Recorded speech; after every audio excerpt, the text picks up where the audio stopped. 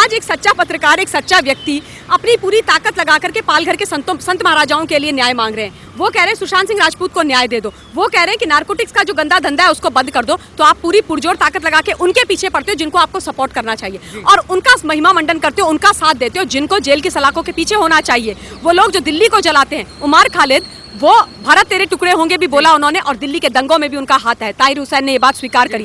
उन लोगों को ये कहते हैं कि नहीं नहीं नहीं नहीं, इनको देशद्रोही मत बोलो, इन पर देशद्रोही का द्रोह का किसी भी प्रकार का कानून नहीं लगना चाहिए। उनके साथ जाकर के खड़े होते हैं कि ये बच्चे हैं, बेचारे विद्यार्थी हैं, ये विद्यार्थी हैं, टैक्स पेयर के पैसों में सालों साल पढ़ रहे हैं, 35 40 साल के हो गए हैं, देश को तोड़ने की बात कर रहे हैं और ये विद्यार्थी हैं। नमस्कार दोस्तों, स्वागत है आपका यूथ मीडिया टीवी पर।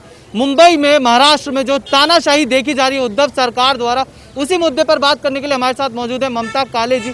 तो मैम, किस तरीके से देखती हैं जो हम युवाओं ने इंदिरा गांधी के टाइम की इमरजेंसी नहीं देखी, अब जाके हम महाराष्ट्र में इमरजेंसी देख रहे हैं? देखिए ऐसा है, आप जो युवा वर्ग हैं उनके लिए मेरे दो संदेश हैं कि इमरजेंसी के बारे में आपने सुना होगा कि 1975 में अपनी राजनीति बचाने के लिए, अपनी नेतागिरी बचाने के लिए स्वर्गीय श्रीमती इंदिरा गांधी जी ने इमरजेंसी लगाई थी। वो इमरजेंसी देखी नहीं, सिर्फ पढ़ी है। तो मैं बोलूंगी कि जाकर के अपने अपने टीवी चैनल ऑन कीजिए और रिपब्लिक में देखिए कि वहां पर क्या हो रहा है। इमरजेंसी का सारा कच्चा चिट्ठा, सारी चीजें आपको समझ में आ जाएगी। दूसरी चीज, फासिज्म आपने बहुत सुना होगा, कुछ लोग कहते थे ना फासिस्ट सरकार, फासिस्ट सरकार।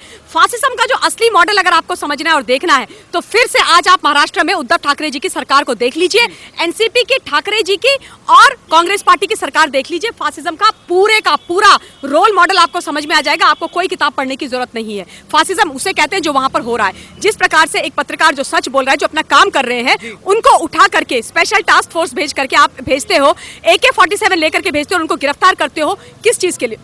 एक केस जो बंद हो गया था 2018 में, उस केस पर वो केस आप रीओपन नहीं कर सकते हो। केस आप रीओपन करते हो, उसके बाद उनको पकड़ करके ले जाते हो। ये बहुत गलत है, शर्मनाक है। इस तरीके की चीज वहां पर होनी नहीं चाहिए थी। लोकतंत्र की हत्या की गई है वहां पर और उसके साथ साथ लोकतंत्र के साथ साथ संविधान और कानून दोनों को धत्ता बताया गया है।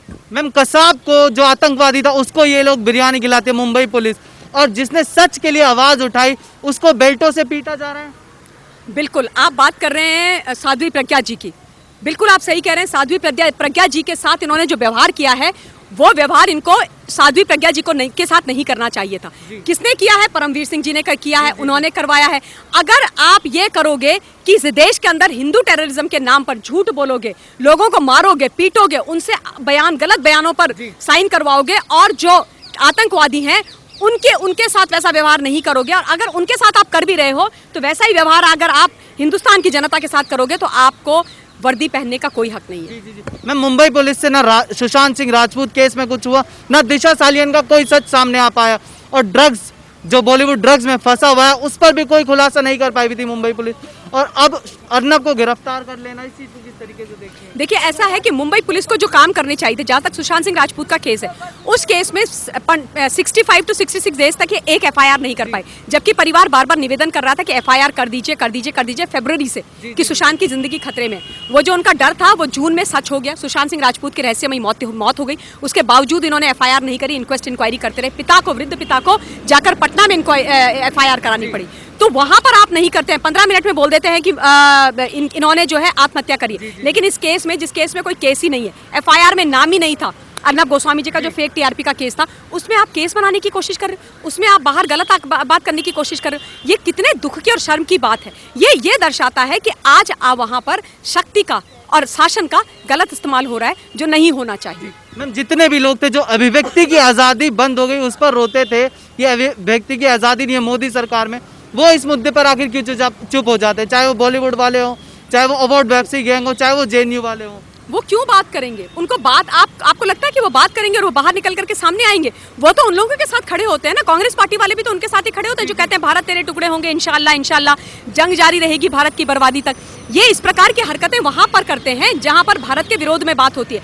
आज एक सच्चा पत्रकार, एक सच्चा व्यक्ति अपनी पूरी ताकत लगा करके पालघर के संत महाराजाओं के लिए न्याय मांग रहे हैं। वो कह रहे हैं सुशांत सिंह राजपूत को न्याय दे दो। वो कह रहे हैं कि नारकोटिक्स का जो गंदा धंधा है उसको बंद कर दो। तो आप पूरी पुरजोर ताकत लगा के उनके पीछे पड़ते हो जिनको आपको सपोर्ट करना चाहिए और उनका महिमा मंडन करते हो, उनका साथ देते हो जिनको जेल की सलाखों के पीछे होना चाहिए। वो लोग जो दिल्ली को जलाते हैं, उमर खालिद, वो भारत तेरे टुकड़े होंगे भी बोला उन्होंने, और दिल्ली के दंगों में भी उनका हाथ है। ताहिर हुसैन ने ये बात स्वीकार करी। उन लोगों को ये कहते हैं कि नहीं नहीं नहीं नहीं, इनको देशद्रोही मत बोलो, इन पर देशद्रोही का द्रोह का किसी भी प्रकार का कानून नहीं लगना चाहिए। उनके साथ जाकर के खड़े होते हैं कि ये बच्चे हैं, बेचारे विद्यार्थी हैं, ये विद्यार्थी हैं, ये विद्यार्थी हैं, टैक्स पेयर के पैसों में सालों साल पढ़ रहे हैं, 35-35, 40-40 साल के हो गए हैं, देश को तोड़ने की बात कर रहे हैं, और ये विद्यार्थी हैं। ये गलत दोहरी नीति है, ये नहीं चलेगी। जी जी, thank you ma'am, thank you.